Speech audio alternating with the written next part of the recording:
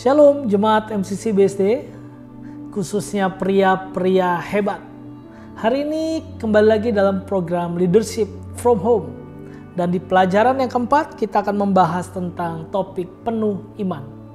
Mari kita satu dalam doa.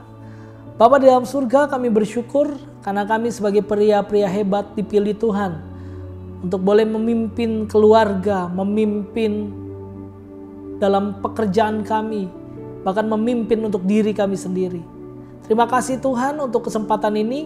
Kami akan belajar pada hari ini. Biarlah Tuhan memberkati kami dan memampukan kami untuk mengerti setiap firman Tuhan yang akan kami dengar. Terima kasih Bapa, dalam nama Yesus kami berdoa. Amin.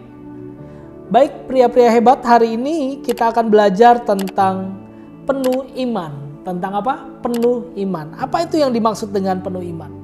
Seringkali pria-pria hebat kita tentu mendengar kalimat bahwa percayalah pada dirimu sendiri dan semua yang ada padamu.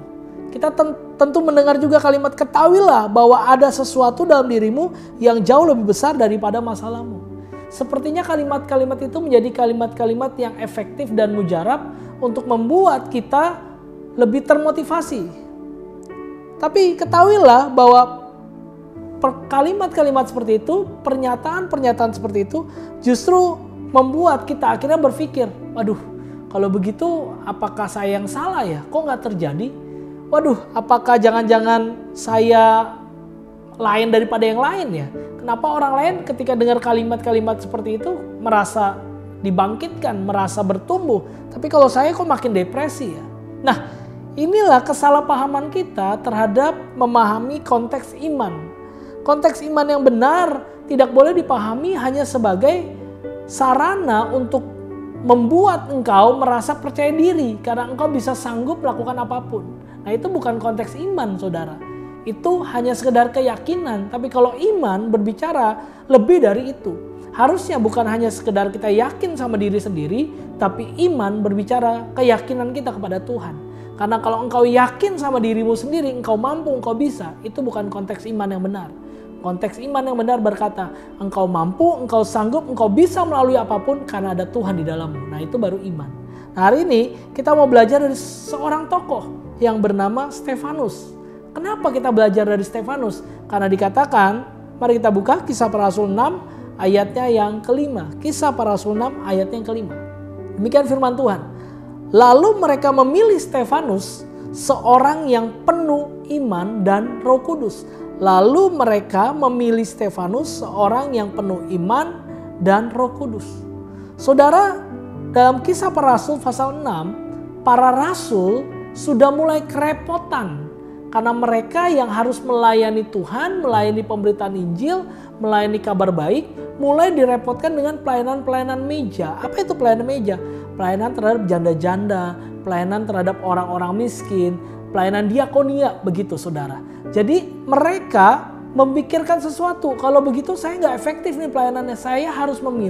Kami harus memilih orang-orang yang bisa dipakai untuk melayani pelayanan meja atau pelayanan diakonia. Nah, salah satu orang yang terpilih dari 7 orang yang mereka sudah doakan dan mereka akhirnya pilih yang bernama Stefanus. Yang menarik adalah Stefanus diberikan kode khusus oleh Alkitab, yaitu seorang yang penuh iman dan Roh Kudus. Garis bawahi kata penuh iman. Nah, dari inilah kita akan belajar tentang apa sih yang dimaksud penuh iman. Apa sih yang dimaksud oleh Tuhan sebagai pribadi yang penuh iman. Kenapa pria-pria hebat? Karena tentu ketika kita melayani sebagai kepala keluarga dalam rumah tangga, melayani sebagai suami, melayani sebagai seorang pekerja atau atasan di tempat kerja kita harus punya iman untuk kita bisa melakukan setiap pekerjaan kita, setiap pelayanan kita dengan benar. Nah, mari kita selidiki apa yang dimaksud dengan penuh iman. Menurut pemahaman firman Tuhan dan belajar dari seorang pribadi yang bernama Stefanus. Perhatikan Kisah Rasul 6 ayat 8. Penuh iman itu apa sih? Kisah Para Rasul 6 ayat 8. Dan Stefanus yang penuh dengan karunia dan kuasa, perhatikan, penuh karunia dan kuasa, mengadakan mujizat-mujizat dan tanda-tanda di antara orang banyak. Jadi yang pertama kita bisa tahu yang namanya penuh iman artinya hidup dalam mujizat. hidup dalam mujizat. Saya nggak sedang bilang gini, kalau begitu hidup saudara, hidup pria-pria hebat yang kayaknya begitu-gitu aja, bangun tidur, kerja, kalau sekarang WFH ya kerja di rumah, lalu selesai makan, minum, tidur lagi, terus berulang-ulang. Lalu merasa, wah berarti hidup saya nggak penuh mujizat. Bukan itu pria-pria hebat. Saya sedang berkata, kalau kita punya mujizat, punya tanda-tanda, kehidupan kita adalah kehidupan yang dinamis. Artinya apa? Kita nggak mungkin lagi dikuasai ketakutan. Kita nggak mungkin lagi dikuasai oleh yang namanya rasa tidak percaya diri. Karena kita tahu hidup kita adalah mujizat. Kalau saudara, pria-pria hebat bisa bangun tidur pagi hari dan masih ketemu dengan istri, masih ketemu dengan anak-anak, atau mungkin cucu, atau mungkin menantu kita, itu karena mujizat Tuhan. Sehingga kita bisa bilang hidup dalam mujizat adalah hidup yang penuh iman. Kalau Stefanus, Tuhan izinkan dia mengadakan mujizat dan tanda-tanda. Artinya ada kesembuhan yang terjadi dalam pelayanannya. Ada orang yang tadinya depresi, hidupnya dipulihkan oleh pelayanannya. Nah, pertanyaan buat kita, pria-pria hebat, selama ini engkau melakukan ini tidak di tengah-tengah keluargamu? Apakah engkau justru membawa mujizat atau sebaliknya? Engkau bukan bawa berkat atau sebaliknya engkau bawa kutuk. Engkau tidak mau perubahan apa-apa, yang engkau bawa justru kemarahan, yang engkau bawa justru egoisnya engkau. Nah, ini yang harus kita pelajari sama-sama, ini yang harus kita introspeksi sama-sama pria-pria hebat. Karena penuh iman artinya penuh mujizat, penuh tanda-tanda. Sudahkah kita mengatakan sesuatu kepada istri kita, kepada anak kita kalau mereka sedang lemah, mereka sedang ketakutan, kita bilang jangan takut, jangan khawatir karena ada Tuhan. Kata-katamu itu menunjukkan kalau engkau hidup dalam mujizat. Ingat, mujizat bukan semua hal yang spektakuler saja, tapi hidupmu hari ini itu adalah sebuah mujizat. Bukankah mujizat Yesus yang adalah kudus itu lahir di dunia yang penuh dosa untuk mati di kayu salib dan menebus dosamu agar engkau menjadi kudus. Itu adalah mujizat, saudara. Jadi kita adalah pria-pria hebat yang sudah hidup dalam mujizat. Yang kedua, Kisah Rasul 7 ayat 2-53. Kalau saudara baca di rumah, karena kalau saya baca di sini sangat panjang saudara, tapi intinya adalah ketika Stefanus akhirnya dibawa untuk diadili, Stefanus mulai menceritakan secara detail bagaimana karya-karya Tuhan khususnya bagi orang Israel. Karena waktu itu yang nanya adalah orang-orang Yahudi, ahli-ahli Taurat nanya, kenapa kamu melakukan ini? Apa dasarmu melakukan ini? Karena waktu itu dia sedang bicara tentang kekristenan, bicara tentang Yesus Kristus.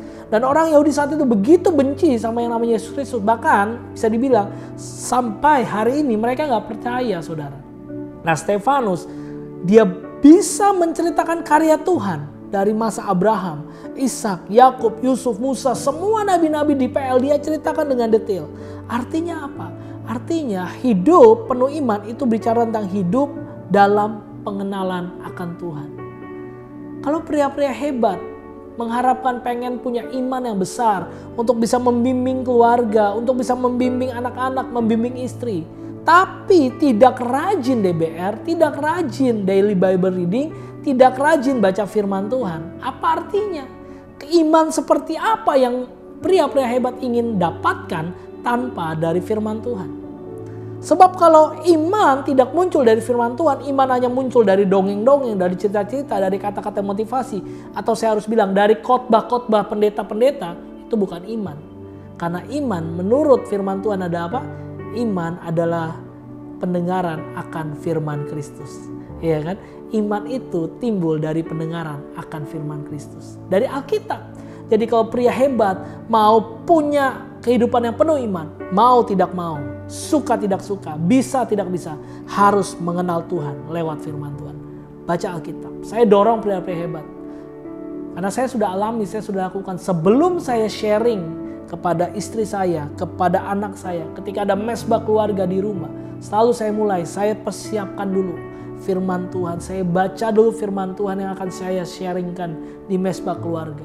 Kalau kita setiap pagi dibagi daily Bible reading oleh gereja ini, ketika kita baca, kita sharing, kita harus punya satu pemahaman yang benar dulu. Karena apalah artinya ketika engkau sharing firman Tuhan tapi engkau sendiri tidak paham firman Tuhan itu. Jadi begitu ya sobat-sobat pria-pria hebat semua. bahwa hidup dalam pengenalan akan firman Tuhan. Nah yang ketiga apa? Yang ketiga Kisah Rasul 7 ayat 8, ayat 58 saya bacakan. Mereka menyeret dia keluar kota lalu melemparinya katanya. Mereka menyeret keluar kota lalu melemparinya dan saksi-saksi meletakkan jubah mereka di depan kaki seorang muda yang bernama Saulus. Artinya Stefanus ketika sudah melakukan pelayanannya dengan penuh mujizat, melakukan apologetika. Apologetika itu apa? Itu mempertahankan iman. Ketika ada orang tanya tentang iman, dia ceritakan, dan Stefanus sudah lakukan itu. Tiba-tiba ujung-ujungnya dia harus tetap dilempari batu. Kita tahu ceritanya, dilempari batu sampai mati. Jadi yang ketiga, hidup penuh iman juga bicara tentang hidup dalam kesetiaan, saudara. Benar ada mujizat yang menyertai engkau. Benar ada pertolongan Tuhan yang menyertai engkau. Tapi kalaupun itu tidak terjadi seperti yang kau mau, pria-pria hebat, bisakah engkau tetap setia? Bisakah engkau tetap setia kepada istrimu? Meskipun maaf, mungkin istrimu tidak setia pada engkau. Bisakah engkau setia kepada anak-anakmu? Meskipun maaf, mungkin anak-anakmu tidak mempedulikan kamu. Mungkin anak-anakmu tidak mengharapkan kehadiranmu. Tapi bisakah kita tetap menjadi pria-pria yang setia? Karena hidup dalam iman, hidup penuh iman artinya adalah hidup dalam kesetiaan. Nah, sekarang aplikasinya. Bagaimana kita bisa tarik pemahaman tentang hidup dalam mujizat, hidup dalam pengenalan akan firman Tuhan, hidup dalam kesetiaan ini di dalam aplikasi kita, di rumah tangga kita masing-masing. Mari kita cek pria-pria hebat. Yang pertama, beberapa hal yang dapat kita lakukan sebagai kepala rumah tangga yang penuh iman. Kita belajar. Yang pertama, mulailah memperkatakan perkataan iman dalam rumah tangga. Tentang apa? Bahwa mujizat masih terjadi. Nah, kalau engkau percaya engkau hidup dalam mujizat, maka kata-katamu harus kata-kata yang mujizat. Contoh, ketika kita bangun tidur, kita melihat kondisi keuangan kita nggak bagus, kita melihat makanan mungkin sudah kurang, kita melihat anak kita lagi sakit, istri kita lagi sakit, kita melihat keluarga kita lagi kacau. Bangun pagi, apa responmu? Apa perkataanmu? Apakah engkau langsung bilang, aduh, kenapa ini terjadi? Mulai keluar sumpah serapah, mulai keluar kata-kata yang tidak memberdayakan. Atau sebaliknya, ketika engkau bangun pagi dan melihat fakta yang tidak enak itu, engkau bisa berkata, di dalam nama Yesus, saya berkata, semuanya akan baik-baik saja. Itu perkataan itu ketika engkau keluarkan, maka istrimu, anakmu, keluargamu mendengar engkau seorang pria yang meskipun faktanya berbeda, tapi engkau punya iman. Maka iman itu saya percaya, maka iman itu bisa mentransformasi. Transformasi apa? Bukan keuanganmu tiba-tiba membaik, bukan yang sakit tiba-tiba sembuh, bukan itu.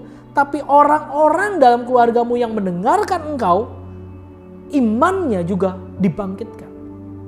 Bisa bayangkan pria-pria hebat, kalau istrimu sedang lesu, istrimu sedang punya beban, lalu engkau malah bilang, makanya berdoa, makanya berserah. Itu kayaknya rohani ya. Makanya berdoa, makanya berserah, makanya baca Alkitab. Kayaknya rohani. Tapi ada kata makanya di depan itu membuat dia makin disalahkan, makin merasa bersalah. Coba dibalik kalimatnya.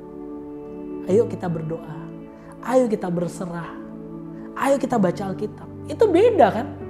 Iya, pria-pria hebat. Jadi mulailah, jangan menyalahkan, jangan menambahkan beban. Kalau anakmu bilang, aduh pa, aduh ya, aduh pi, saya susah nih kesulitan belajar.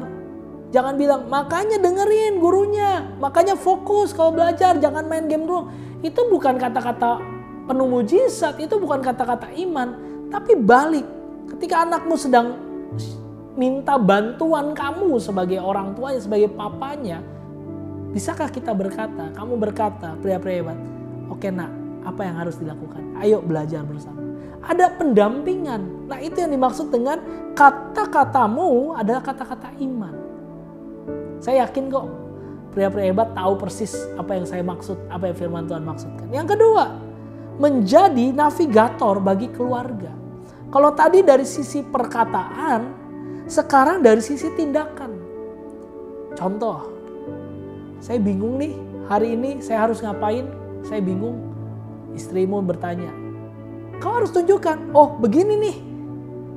Yuk kita lakukan A, B, C. Bukannya malah, Ya udah kamu cari sendirilah. Masa kamu udah gede nggak ngerti? Bukan gitu. Atau anakmu tanya, "Pah, saya kesulitan ini, Pak. Saya bagaimana ya?" Tindakanmu, engkau lakukan apa? Dan hati-hati, anak zaman sekarang itu pintar banget. Saya nggak tahu zaman dulu ya.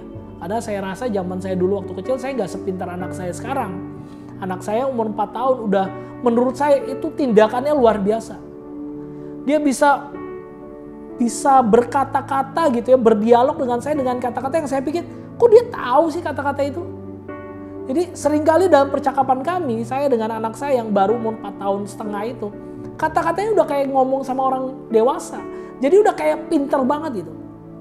Nah, saking pinternya, anak saya bisa ngerti isi hati saya.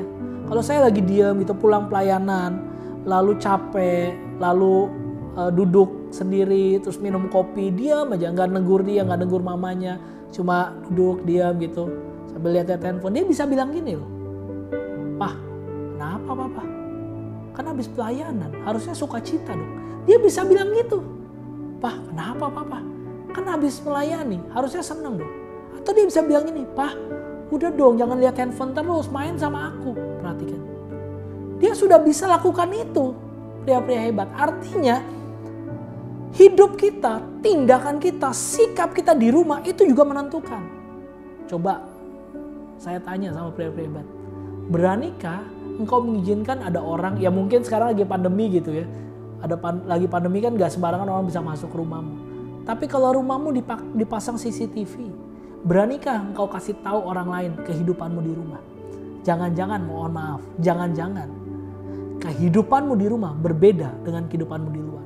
Di luar orang pandang kamu, di luar orang lihat kamu hebat. Tapi di rumah, maaf, istri anak-anakmu gak nganggap kamu. Kenapa? Karena kelakuanmu tidak sesuai dengan apa yang biasanya engkau lakukan kepada orang lain. Pernah dengar gak kayak gini? Wah, papa saya hebat, papa saya luar biasa. Tapi ketika ditanya anaknya, "Papamu di rumah gimana?" "Aduh, pemarah, aduh males, aduh suka main game doang, aduh gak pernah main sama saya, aduh suka pukulin mama." Nah, hati-hati. Anak itu gak mungkin bohong, meskipun benar sudah ada benih dosa. Tapi dia gak mungkin bohong, dia bikin-bikin. Artinya apa? Kemungkinan terbesar memang hidupmu tidak sesuai. Jadi harus hati-hati. Jadilah navigator yang benar. Bukan justru jadi penunjuk arah yang salah buat keluarga.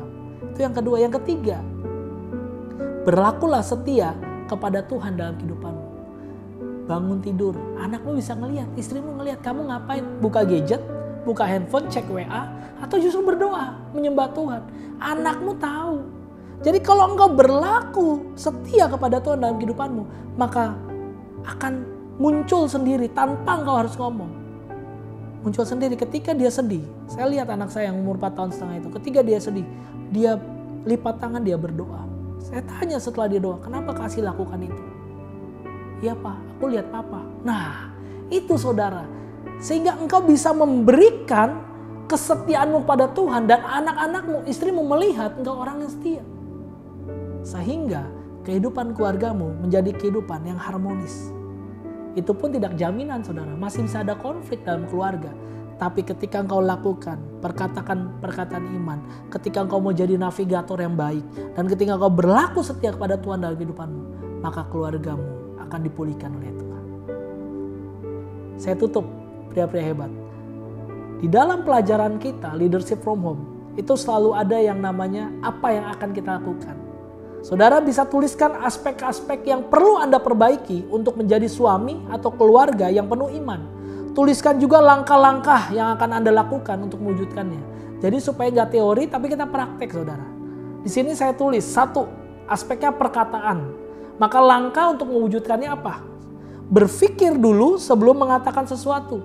Apakah yang akan saya katakan ada perkataan iman atau perkataan yang menjatuhkan? Misalnya, tiba-tiba gelas pecah. Kita tahu anak kita nggak pegang dengan benar. Tiba-tiba kita bilang, "Dasar kamu bla bla bla bla."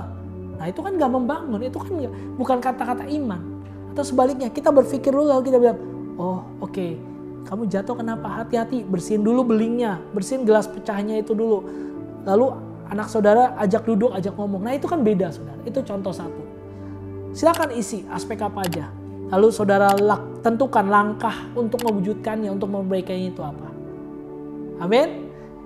Itu saudara, pesan firman Tuhan untuk leadership from home di dalam tema penuh iman. Saya berdoa terus supaya jemaat Tuhan, pria-pria hebat terus hidup dalam tracknya Tuhan. Hidup penuh iman, hidup bergantung sama Tuhan, dan hidup dalam kesetiaan kepada Tuhan. Mari kita berdoa. Bapa dalam surga, kami bersyukur untuk program leadership from home. Dan kali ini kami belajar tentang penuh iman. Berkati kami Tuhan sebagai pria-pria hebat supaya hidup kami adalah hidup yang penuh dengan iman. Hidup yang memperkatakan perkataan iman. Hidup yang mau jadi navigator buat keluarga kami. Bukan justru menunjukkan hal-hal yang tidak benar dan salah kepada keluarga kami. Dan yang ketiga, kami tunjukkan dalam keseharian kami bahwa kami memang setia kepada Tuhan. Membaca firman Tuhan dengan teratur. Berdoa dengan teratur. Membangun mesbah bersama keluarga kami dengan teratur. Dan kami percaya Tuhan mampukan ini semua. Aspek-aspek mana yang belum benar di mata Tuhan, biar kami diberikan kepekaan untuk mengetahuinya dan diberikan kesempatan untuk memperbaikinya. Terima kasih Tuhan untuk hari ini. Berkati setiap kami pria-pria hebat yang sudah menonton acara ini. Di dalam nama Yesus kami sudah berdoa. Amin. Tuhan Yesus memberkati.